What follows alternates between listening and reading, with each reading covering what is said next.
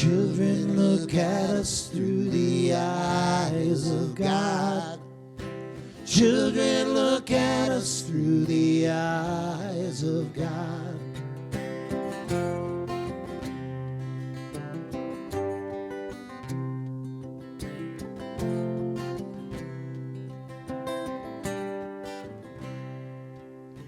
What do they see when they walk the ancient forest? What do they see when they go down to the sea? What do they see in the heart of the homeless? Tell me, what do the children see?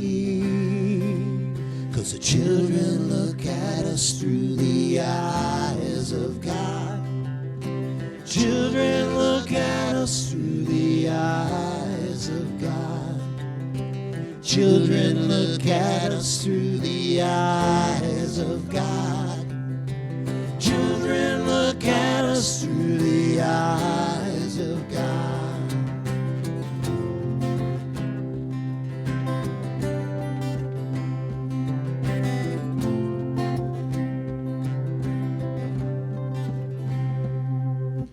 What do they see when they wind the rolling river? What do they see when the sun goes down? What's on their tongues when they drink the sacred water? What do the children see? 'Cause the children look at us through the eyes of God. Children, look at us through the eyes of God. Children, look at us through the eyes of God. Children, look at us through the eyes of God.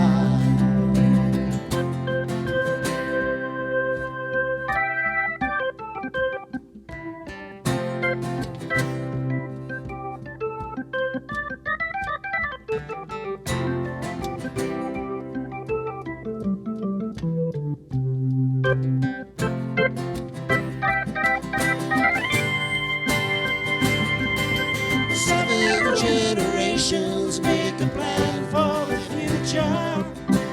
One man comes, he blows us all away. There's a wind out on the ocean, blowing news across the waves, singing we can listen now. We can really listen now. Children, look at us through the eyes of God.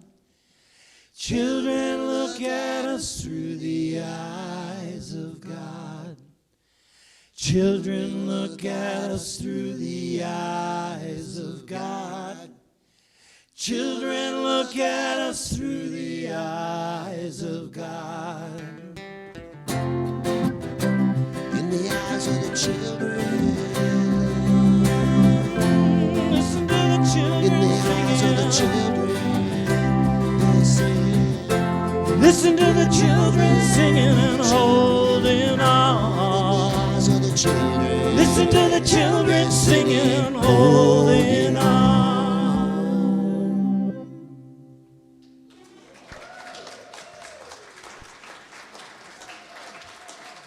I've tried preparing for talks before, and it just creates so much anxiety. My friend's wife actually does these frequently, and she prepares for it for so long, and she loses sleep, and she's just...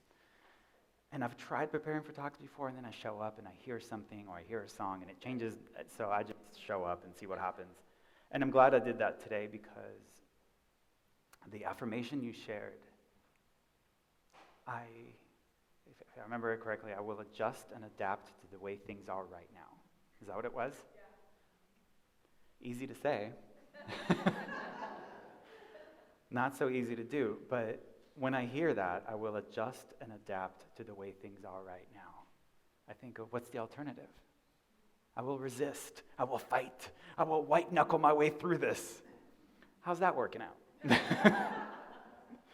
Because that is what we often do. And I've actually been sitting with this concept of what we define as happiness. And it's often when things go our way, we're very happy. And when they don't, we don't adjust and adapt to the way things are. We fight really hard to change them. And in a recent talk about this topic of happiness and this pursuit of happiness, it's challenging to me to think of happiness as something, as an if-then equation. The Buddha described that if we are caught up in what he called worldly concerns, which is anything to do with pleasant sensations or avoiding unpleasant sensations, praise and avoiding any sort of criticism, pretty much anything that is contingent upon anything that's outside of us, then we may gain temporary happiness, but it's contingent upon things that are outside of our control. And so the minute they change, we try to, it's hilarious. It's almost like watching a dog chase its tail. And even once the dog catches it, then he's like, okay, now what? And so I will adjust and adapt to the way things are right now. And I want to figure out a way to apply that to how we interact with the world around us, with what's happening in the news, what's happening internally, what's happening in our own homes. And are we adjusting and adapting to the way things are right now? Because if we're not, and I don't mean to imply apathy of watching what's unfolding and going, I'm saying when we witness something that doesn't resonate with us, that feels unjust, that feels wrong, whenever I contemplate what I think is just, I think about, is it possible that someone else thinks the opposite is just? And so we compared this at a discussion a couple weeks ago to a garden and pulling weeds out of the garden. And if life is like a garden and we can enjoy the garden, then that's great. But does that mean we just let the weeds grow? Does that mean we get stressed out if the weeds are growing faster than we can pull them? Can we acknowledge that what I consider a weed, you consider to be a most beautiful flower that needs to be preserved? And what I want to preserve, the beliefs, the values, the perspectives I hold dear, are a weed in someone else's mind. So as much as I'm fighting to protect this, someone else thinks this is the problem with the country, this is the problem with the world. And so,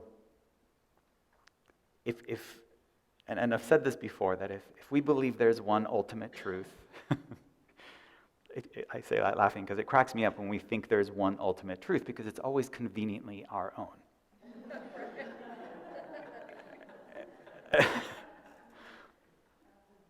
And so, the title of the new book is The Opposite of Namaste, because it is easy to say namaste. The divine in me sees the divine in you and in all beings. And it's so easy to do when you are surrounded by loving, warm-hearted, compassionate, kind individuals who are patient and sincere and just so loving. But what happens when you're surrounded by greed and ignorance and hatred and animosity and impatience and rude jerks? What do you do then? It's really hard to say namaste. And someone online saw the title of the new book that said "The Opposite of Namaste," and he said, well, isn't the opposite of namaste a different hand gesture that includes just one finger? And no, because that would still imply a superiority complex, meaning I'm right, you're wrong, you're a weed, get out of my garden. The opposite of namaste is, if we're thinking of the opposite of the holy, the divine, the God within me sees the God within you, then when we witness someone acting out of greed and hatred and animosity and jealousy, anything that rubs you wrong, then it's hard to see the divine in that. And I think in one of the songs you guys sang, God is everything and everything is God. And so how do you see the God in that? Well, we are all whole and complete beings. So while it's difficult to say the divine in me sees the divine in you in your heart, the opposite is the ego in me sees the ego in you. And immediately that concept of we are different from one another is gone. There's no judgment. I know why you do what you do because the ego in me sees the ego in you. I've done things out of greed. I've done things out of hatred. I've done things out of animosity. I've done things out of thinking that I'm right, which by necessity made you wrong. So, and I'm not suggesting that we need an actual word to say out loud, like the jerk in me sees the jerk in you. This is all an internal process. So when we are so tempted to jump and go, well, why are they doing what they're doing? And don't they say, it's like, they are doing what they are doing for the same reason we do what we do. We are trying to create a balance between the God and the ego within us. And it's not a decision you make one time and that's it. It's kind of like when I took the monastic vows in 2008. I wasn't born into this life. I wasn't born a monk. I had almost 30 years prior to that of living very un-monk-like. And so it's not a decision you make once and then overnight, like, voila, I'm a monk. I put on robes, therefore I'm a monk. Tyler Durden said, sticking feathers up your butt does not make you a chicken. And wearing a cross around your neck does not make you a Christian. And having a Buddha statue in your garden does not make you Buddhist. Another one of the songs today was, I believe, I believe, I believe. And I'm like, I don't care what you believe. Your beliefs don't make you a better person. Your behavior does. And so what the monk's robes did do was, it was a ritual of reminding me, this is the life I'm committed to now. I equate it to what you guys might be able to relate to is when you get married and you put on a wedding ring. It communicates to others and reminds you, I'm available for certain kinds of relationship, but not others. And even though I wasn't always married, and my behavior was very different when I wasn't, now that I am, things need to change. That does not mean I'm not going to be tempted to do things I did when I wasn't married. I'll probably be more tempted. Choosing a path. There's nothing like choosing a path to make the other paths look that much more appealing. There's nothing like buying a car to then all of a sudden say, oh, but look at those. And that's why I think if our happiness depends on like this one decision, then is it an inherently flawed goal to pursue happiness? Because the moment we get what we want, we automatically get fear of losing what we just got. It's a package deal. You can't get one, like you get it, and the moment you get it, you're afraid of losing it. You're afraid of it or them or whatever or whoever you think your happiness is going to be derived from. And so taking the monastic vows or not taking them, getting married or not getting divorced or not getting divorced, whatever it is, it's not that's the one decision you make one time and that's it. It's a commitment to regularly, continually choose. Happiness is a choice right now. I can choose it, and this happens to me, so when I feel anger, for example, and I do, I'm human, I think it would be very disturbing if I didn't.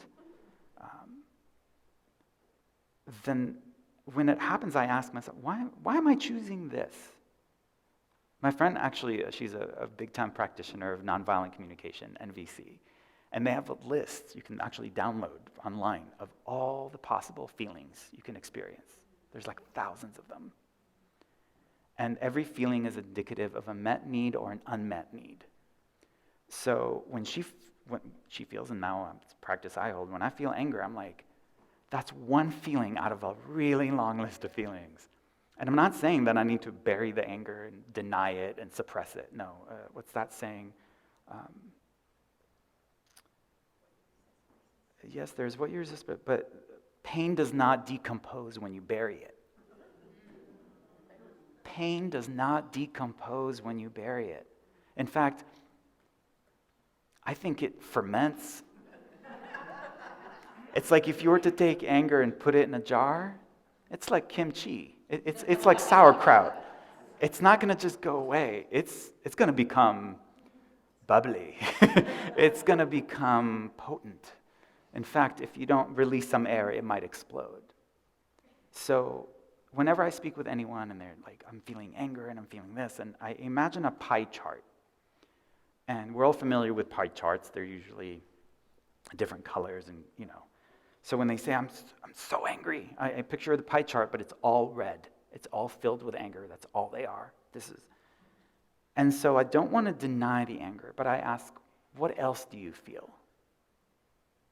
And it's really hard because anger is so blinding. It's like that's all it's all I feel right now. Whether you're driving on the road or fighting with your spouse or your teenager or with yourself. All you see is anger. It's all a pie chart, but it's not a pie chart. It's just a red circle. But when I ask, what else are you feeling? And it kind of takes them aback and they go, well, I actually slept last night after a lot, so I'm grateful I'm a little well rested. I'm like, all right, so now the pie chart's not all red. There's a little sliver of something else. What else are you feeling? And they start listing everything else that's going on, and that red isn't so overwhelming anymore. It's there, but it's not everything that's there. And then it becomes a little more manageable. Then it becomes, okay, well, what is the anger telling me? Is there a need that's being met? Is there a need that's not being met? How can I get that need met? And how can I explain my anger rather than express it? And first, we need to understand it. So there's a lot that needs to happen internally that we skip over. We feel the anger, we express the anger outwardly. And it's very interesting to me oftentimes that when we blame someone else for upsetting us, I had to do some soul searching to figure out, why do I then expect the same person who upset me to come back and fix it? To come back and make it all right? They are clearly not interested in my best interest, and yet I sit there and I wait for the same person who upset me to come back and make everything okay. And I thought back to when my parents used to beat me up when I was a kid. I honestly didn't mind. I mean, I did, but generally speaking, I didn't mind the beat up so much as the fact I would be in my room crying and I would just sit there and stare at the door. And I waited I'm a child of the 80s, and I grew up watching Who's the Boss with Tony Danza and Alyssa Milano. And I had a huge poster of Alyssa Milano in my room.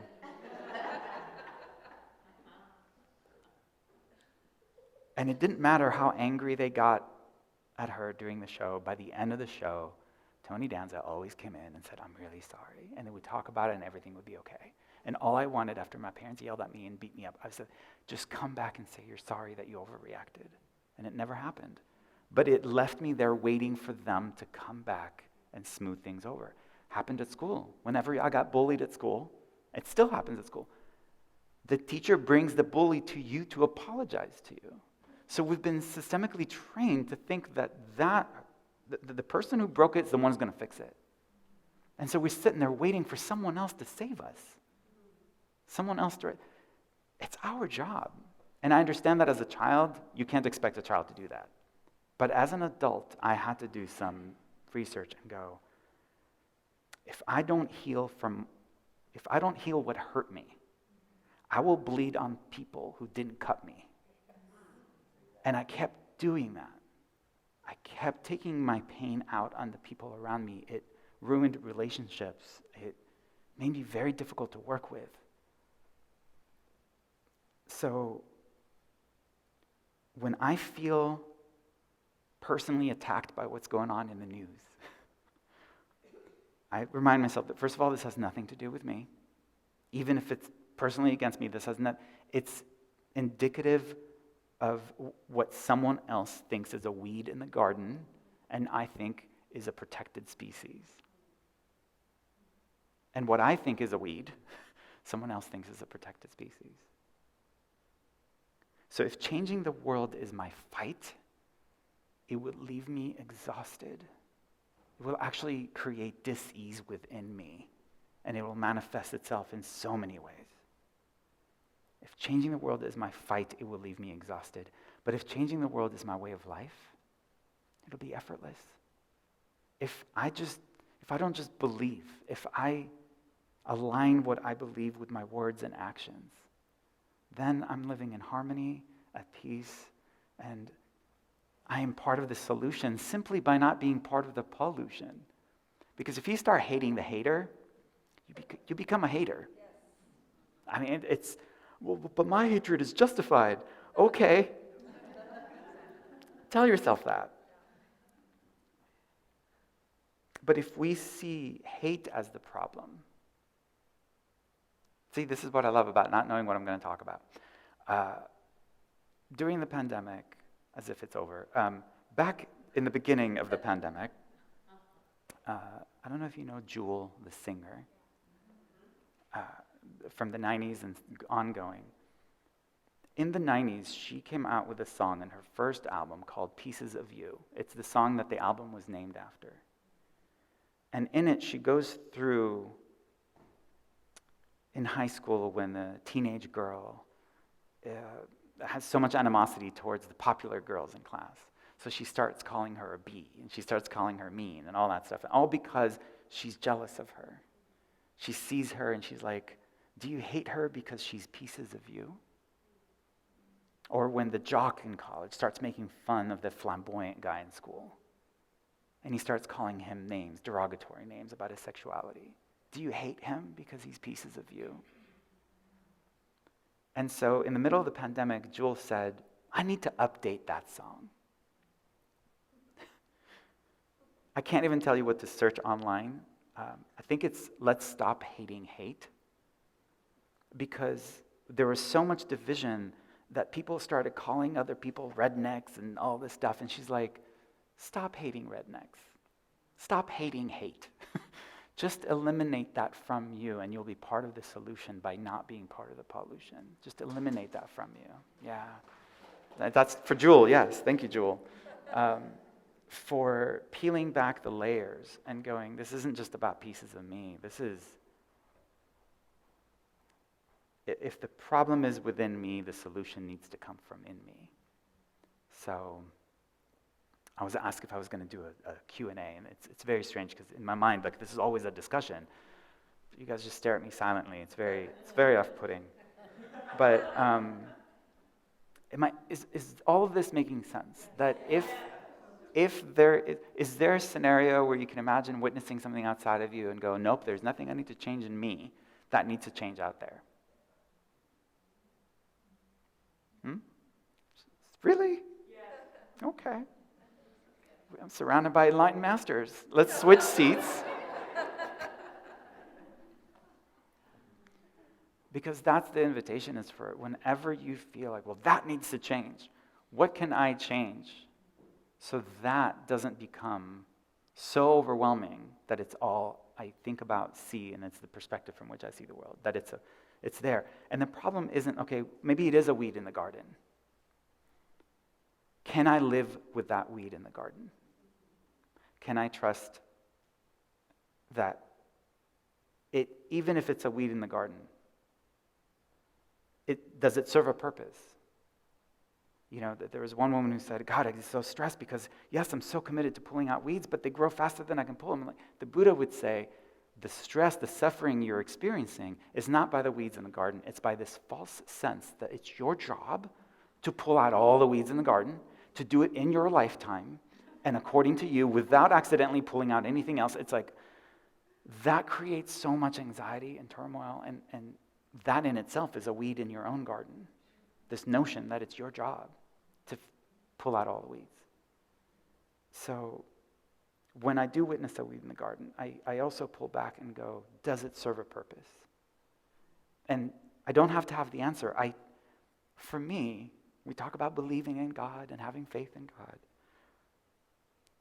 Having faith in God means having faith in her timing as well.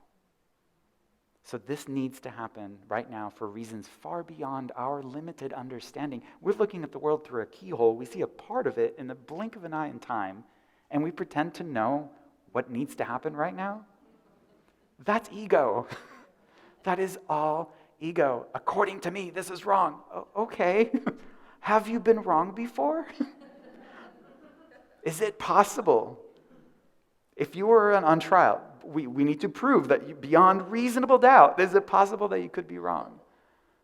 So, I've said this before and I'll say it again. The only thing I know for certain is that I don't know anything for certain. So I don't argue with anyone about anything. I listen.